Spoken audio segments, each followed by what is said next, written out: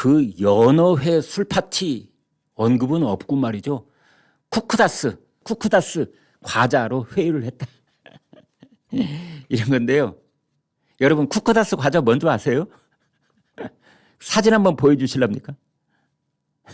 저게 쿠크다스 과자입니다. 편의점에 다 있습니다. 저도 몇 번 먹어봤는데 아마 부드러워서 먹기는 좋더군요. 이 수원지검의 박상용 검사, 불법 대북 송금 수사했던 검사입니다.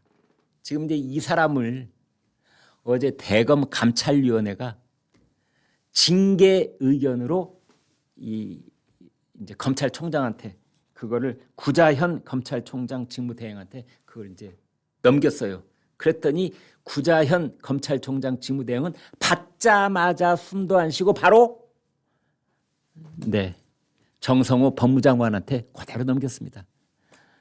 직무 정지 2개월, 정직 2개월 넘겼는데 여러분 지금 정말 몇 달 동안 국정조사 특별위원회를 통해서 이 박성룡 검사 맨날 증인으로 불러가지고 그냥 책상을 치면서 소리 지르면서 박성룡 검사를 다그치고 뭐 증인 선서하라니까 나 그거 못하겠다 하니까 뭐 또 그걸 뭐 고발을 조치를 하겠다 뭐 이러고 그 복잡했던 나라를 그냥 둘러셔놨던 회유 조작 기소 뭐 이거의 핵심 중에 핵심이 뭐죠? 핵심 중에 핵심 연어의 술 파티. 그거였던 겁니다. 그런데 이것에 대해서 김성태 쌍방울 회장이 제가 지금 나이가 몇인데 앞으로는 먹는 것 가지고 제발 그러지 마십시오. 이렇게 국회의원들을 질타하면서 술 안 먹었습니다. 분명하게. 그리고 그 술을 사왔던 편의점에서 술을 사왔던 그 쌍방울 그룹의 박모 이사 내가 먹으려고 그랬다. 그때 술 없이는 견딜 수가 없었다. 박상용 검사 그런 거 없었다. 그랬더니 대검 감찰위원회가 이걸 마지막에 구자현 검찰총장 직무대행에게 정직 2개월 의견을 내면서 연어의 술 파티는 싹 빼버리고 이건 빼버리고 3가지 이유를 댔는데 하나가 쿠크다스 과자를 피의자들한테 줬다. 또 하나는 이화영 경기도 평화부지사의 변호사를 통해서 자백을 하라고 요구를 했다. 이런 게 죄가 되나요? 피의자의 변호사를 통해서 당신 피의자 잘 설득해서 자꾸만 발 빼려고 하지 말고 알고 있는 진실을 털어놓는 것이 오히려 도움이 될 거야 라는 식으로 얘기를 했다면 그것도 죄가 되나요? 검사한테? 아무튼 저는 좀 그런 생각이 듭니다만은. 그다음에 수사 과정에서 확인서를 안 받았다. 뭐 이런 겁니다.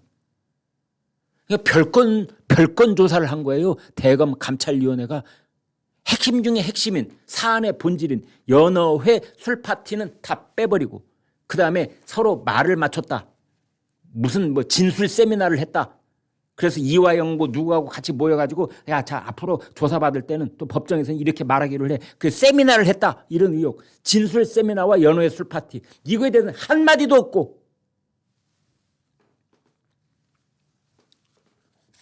그래서 코미디라는 말이 나오는 겁니다.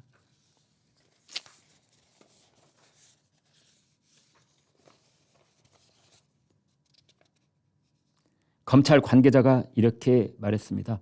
박 검사가 쿠크다스 과자로 피의자들의 진술을 회유했다는 코미디 같은 징계 청구다. 이 국민들은 더 괴롭습니다. 이 코미디 같은 대한민국 수사기관의 최고라는 검찰, 그중에서도 검찰총장이 있는 대검찰청의 감사위원회가 현직 검사를 징계해달라고 요구를 하면서 쿠크다스 과자. 왜 웬만한 기관에는 공공기관이 됐든 민간기관이 됐든 누가 오면은 이 테이블 위에 약간의 과자 같은 걸 놓아놓는 그런 경우가 많습니다. 네, 사탕도 도와주기도. 아니 멀리 갈 것도 없이 저 동사무실, 제가 살고 있는 동사무실에 가도 민원 할 때 옆에 사탕 그릇 있더라고요. 네? 주민등록증 떼러갔더니, 주민등록 등본 떼러갔더니 옆에 사탕 그릇 있더라고요. 그 사탕 하나 먹으면서 하라고. 이거 쓰라고. 그러면 제가 살고 있는 주민센터의 동장님, 그분도 지금 징계해야 되겠네.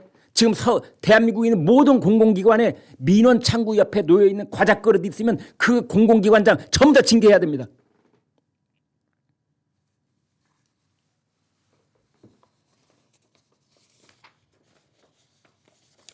검찰 관계자는 뭐라고 하고 있느냐.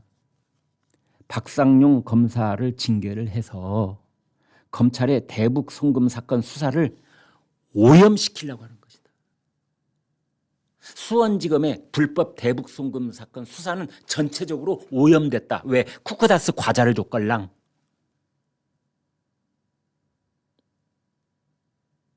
그래서 그거의 종착지는 공소 취소. 이렇게 오염된 수사를 했으니 공소도 오염돼 있고 따라서 취소해야 된다. 그 연결고리. 다음 뉴스 보겠습니다.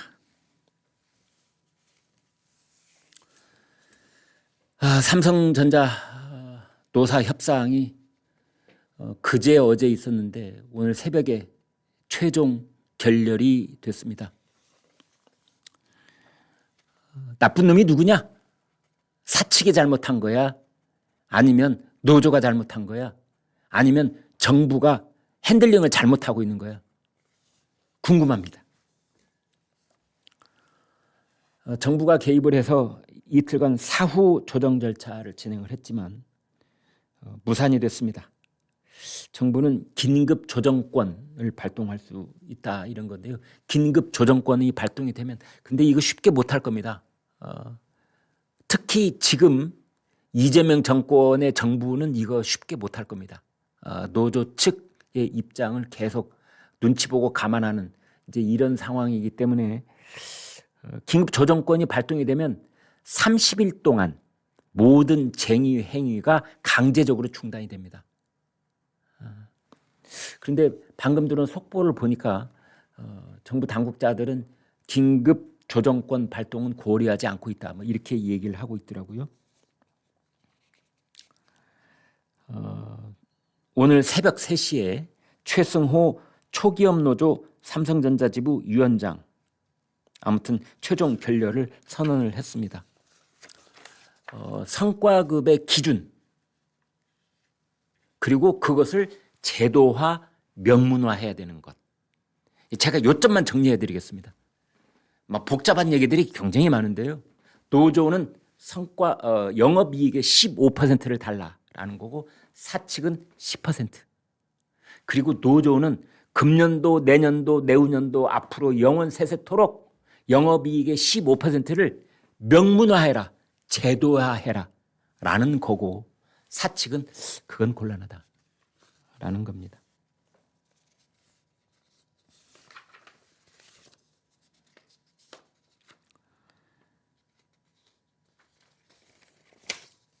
근데 노조 측 요구를 잠시만 조금 구체적으로 말씀을 드리면은요. 성과급에 이제 영업이익 이만큼 있으면 그 중에 15%를 성과급으로 달라고 한 다음에 그 성과급의 총량이 있으면 그 중에 성과급이 10개라면은 7개는 모든 반도체 임직원들에게 다 나눠주고 그 중에 3개는 기여도에 따라 각 사업부에 나눠줘야 된다. 그러니까 메모리 사업부는 더 많이 받아야 되겠고 비메모리 사업부는 적게 받아야 된다. 이제 이런 겁니다. 그래서 메모리 사업부는 이 요구가 관철되면 약 1인당 6억 원, 비메모리는 약 3억 원 이렇게 된답니다. 긴급 조정권이 발동된 적이 있는데요. 2005년에 한 번 있었습니다. 그러니까 지금부터 21년 전이네요. 당시 대한항공하고 아시아나항공 조종사 파업대였습니다. 또 삼성전자는 지금 법원에 가처분 신청을 내놨습니다. 그래서 수원지방법원에 쟁의행위 금지 가처분 신청을 내놨는데요. 오늘 아마 그 신문기일이 있다고 그래요. 법원이 그래서 지금 노조가 그 예고하고 있는 5월 21일 전인 5월 20일 날 결론을 내린다고 합니다.